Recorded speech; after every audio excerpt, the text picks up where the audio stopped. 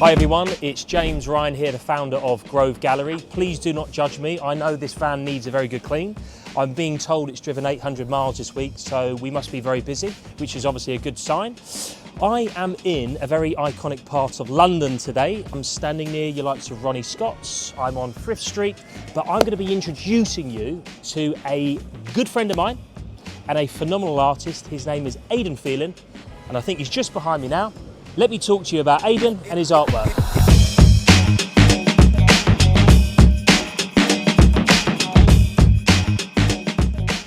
Aiden Phelan, how are you, my brother? All good, brother. So today on the agenda, you're going to be our tour guide. Yes, mate, Soho. Tour guide of Soho, which is your stomping ground. You've lived here for how long? 25 years. 25 years. He likes the peace and quiet, clearly, because you literally live next door to Ronnie Scott's. I live 2 doors down, and my first ever flat was the editor of the Sunday Times 24 years ago did a piece on me, and she let me live in a spare flat at the top of that building. So I've started off here. So I've lived about in 10 different places within a square mile. Fantastic. Of the last 24 years. Well, I'm sure Aiden will give us an idea of why Soho and what gives you that creative flair and that buzz. Yeah. So why don't we have a little tour and we'll catch up with you later.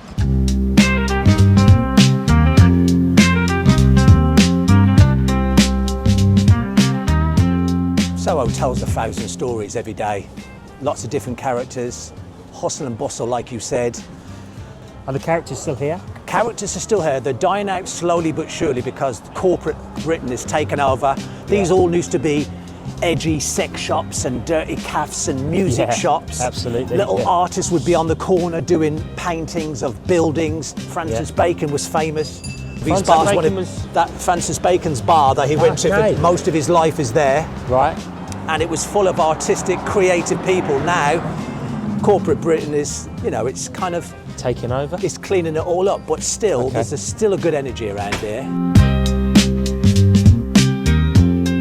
One thing that I've noticed just from, you know, the few times I've either come to see you, have a beer with you, a coffee or whatever else, is you don't see many to let signs, do you? You know, like local high streets now. I mean, Soho is premium. A place closes down, new place opens up. All these places you see along here weren't here 2 years ago. After COVID, a lot of new restaurants to rent around here. To own isn't possible. So when you go around Britain, all you see is to let, to let, to let, to let. Soho, West End. Because it's steeped in that history, it's always been iconic and probably always will be, right? And it's still tourist land. When you go to New York, you go to Chelsea Village, Soho. Yeah. When you come to London, you go West End, you go Camden.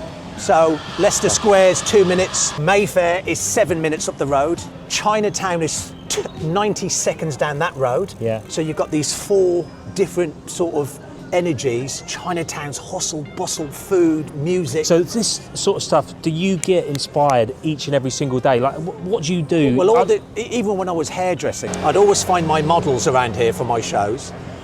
Now, listen, was that for chat-up lines or strictly business? It worked both ways. Remember, we're only, with that exaggeration, 9 minutes from Westminster, from Downing Street. We are in the hub of Trafalgar Square, Westminster, knife crime, phone theft, you know. London is changing. Have you noticed though, like for Soho, do you, bearing in mind some of the things you've touched upon, and we're going to talk about the artwork and the meaning behind some of this artwork, but for yourself, have you noticed your home and your stomping ground change?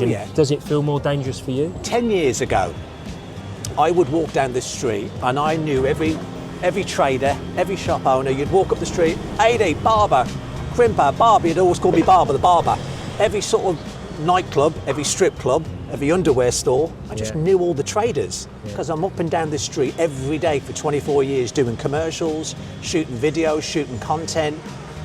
And now I walk up this street, we've been on this street for 30 minutes, not one person has said hello because it's changing. We're losing that thing that made Soho what it was that bit of danger, that bit of sort of sex appeal. You know, as much as a lot of people would disagree with it, it adds colour. The colour's going. What you gain is a more corporate diner, and what you lose is the energy of Soho. gotta stand up and fight. Got to stand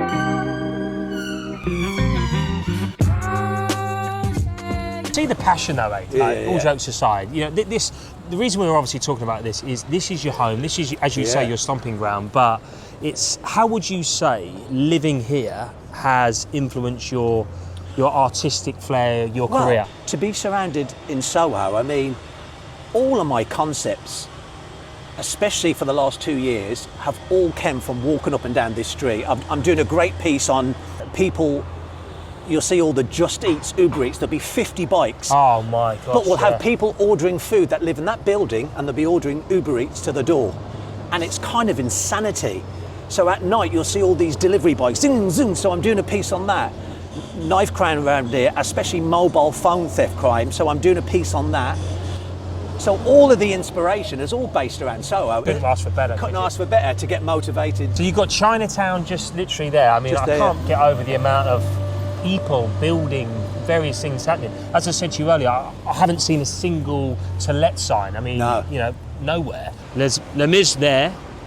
You know, Theatreland. Theatreland So as remember, well. West End, you've got Covent Garden where I lived for 15 years, which normally when people talk about locations, you're having to travel 20 minutes. Covent Garden is 20 seconds away. As soon as you cross that road, you're into Covent Garden. So, as far as I'm concerned, one of the big attractions to working with you, being a close friend of yours, is I love your energy, your desire, your passion. That's a real big thing for me. But what is so evident with yourself is you love being busy. Talk to me very quickly about why are you just a relentless, I don't want to say grafter, but you're addicted to being busy, right? I think imposter syndrome. When I first landed my first bit of TV work, I put my first few quid away. I spent a bit, but I thought I never want to go back to Bedsit-Land. And when I got back into art, I've locked myself away in that flat. I haven't had any dates, no sex. No drugs, no rock and roll. I just look out the window and see that. But I have literally focused and thought, the art world is extremely difficult. There is no fluking it. There's no handouts. There's no kind of like, I'll give this guy a break. You have got to be immersed into it 24/7. So I've just locked myself away. I haven't been out. I haven't dated. I haven't seen any friends. Don't even own a telly. That's one thing. Yeah, there's no telly really because television takes focus away. So I have just been 24/7. It's very lonely. Doing the art game is very lonely, but I always say to people, they say about it takes 10,000 hours to become very good at something. You can teach someone how to be technically good at anything in a short space of time, but creatively, that's either in you or not. Yeah, I totally know agree. so many artists that would wipe the floor with me, but creatively, they haven't got that little thing. What's that thing? What is that little? That magic bit dust, sauce. that little X factor.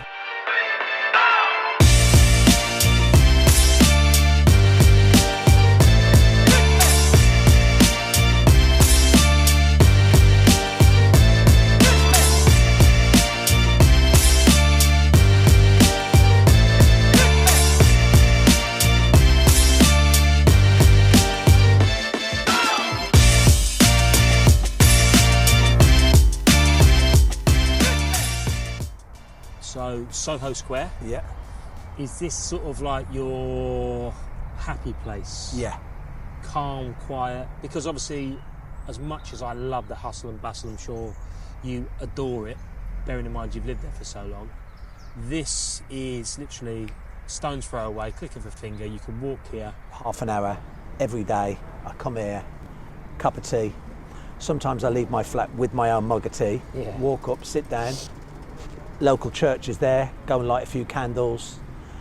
Probably once a month, go to a service. During COVID, this was a great space to come and have a sit down just to get out of the flat. St James's Park was where I did the walks. So it was 360 days, 10k a day. People would sponsor it. I'd buy people tea and coffees. We'd never talk about depression, anxiety or our personal problems because I said, I'm not a doctor. I'm not here to talk about your problems. Sometimes I'd walk around people, wouldn't even say anything. And at the end they go, see you later, see you later, nice to meet you. Cool. So it weren't, I'm not a doctor, I'm not a shrink. The last person you want advice from is me. But it was a great little way of people that live alone. I live alone, I'm a single man, and it was a great little way of people getting together for an hour. Old people, young people, religious people, black, white, Muslim. There was no sort of realms. It was like I'd turn up every day. And Being judged as a human being. sometimes it'd be 2 people there. Sometimes it'd be 20. Sometimes it'd be 30, and we'd have little walks. Sometimes we'd have a little chat, but never about problems. Okay, so for those out there that don't necessarily know your background and where you're from, Christmas, just gone, Christmas 2024, you were back home in Ireland, and home in Ireland is where? Kilkenny, Southern Ireland. Southern Ireland. It's the first time I spent Christmas there in 25 years. And that's mum and dad originally from Kilkenny? I was born there. All my family have moved there and built houses on my dad's land. Because I've always picked up a twang in your accent. Is it like Birmingham? Lived in Birmingham for 10 years, then moved to Manchester. So how old was you when you moved to Birmingham? 6 months old. Right, okay. Birmingham up until about 10, moved to Manchester, then Norwich. I was a slaughterman in Norfolk. That's art. And then Essex, where I started my hairdressing journey. Yeah, that's where you discovered sort of the sunbeds and fake tans. Yeah, that's right. Yeah. And then it's definitely a Pearsy question reply. And then moved to London in 2002, just after the World Cup. So literally wherever you laid your Papa was a Rolling Stone. Papa was a Rolling Stone type. Yeah, Right, I mean, okay. I moved and moved and moved, and then when I came to Covent Garden, Soho, I thought, this is it. This is where it happens. They always say you need to go where the action is, and it's very difficult being an artist or a performer or a hairdresser or a musician. London, you do get the opportunities that you probably wouldn't get further up north. Okay. I'm like an old Jack Russell. So I'm getting a bit worried now. It's 12:10. We're standing outside a pub and we've stopped. That Soho house there, that champagne, martinis, glam. This is an old school, aggressive, no bells, no whistles, no, hello darling, how are you? What do you want? Coach Boozer. and horses. Okay, Boozer. let's do it. After you, sir.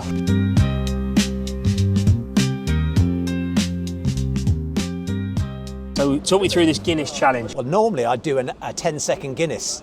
I'd do it in one. My first Guinness, I always do it in one. I'm not man enough for that. But the old tradition in Ireland is splitting the G. So it's 2.5 Splitting the gulps. G. So Okay. you're trying to hit that line there. Okay. Right, cheers to you. Sláinte. Here's to your future.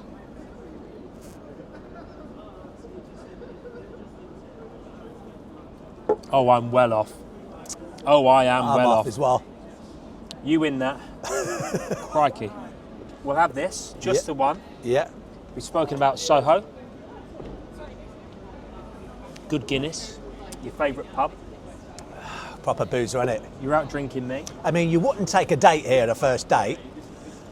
You'd take the date to Soho House and give you a bit of, You always give it right. You always sort of bit of black cod and a, raspberry martini. But if you're taking an ex out or an ex-wife, you bring her here and try and lose her in the toilet somewhere. Do you know what? I had my first ever date down this street with my now wife, Little Italy. Little Italy, and absolute fortune. No, Bar Italia. I should have bought her here. Yeah, you should have bought her here. It's like, Coach and horses.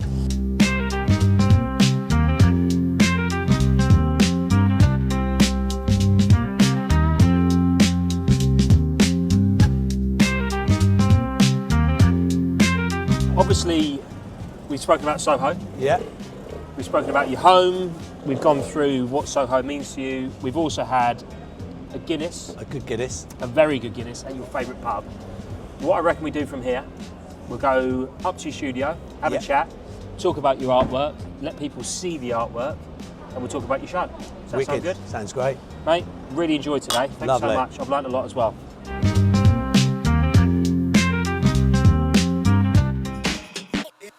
No bells, definitely no whistles, no fancy carpets or furniture in here. This is where I do all the work. That's cool. That is cool. And basically at night I have all the windows open and I just crack on obsessively, and I love it. So just a great place to be, great place to work. This is where I've put the last collection together in this very lounge. The whole idea of these pieces was when people cut pieces of art away from the streets and someone's come up and cut it out. So I've done it on old beaten up panels. This could have been just a graffiti artist spraying up an image. I don't think this will be a frame piece. I think it looks good as a raw piece. I don't take sides with my art. I'm not saying I'm against Just Stop Oil or for it, but it's a young kid putting an oil on his bicycle and someone's spraying him. It's a bit like people throwing paint at Van Gogh's. Pouring my story onto every single canvas. Each piece reflects the world as I see it. The chaos, the beauty, the questions we all face. This is more than art. It's my journey, my voice, and I hope it speaks to you.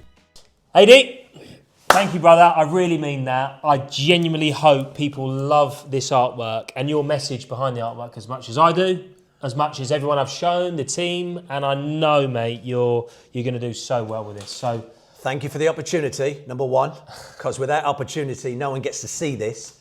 But enough about art, enough about me. I'm going to take it to a greasy spoon. But before we go, I brought you back a bit of Ireland. I brought you back a bit of Ireland. I love that. I love that. So that is it's brilliant. a little, Thank little, you, mate. little gift You from didn't have Dublin. to do that. Thank you. Wicked. All right. Let's go. Greasy spoon it is. Cheers, mate.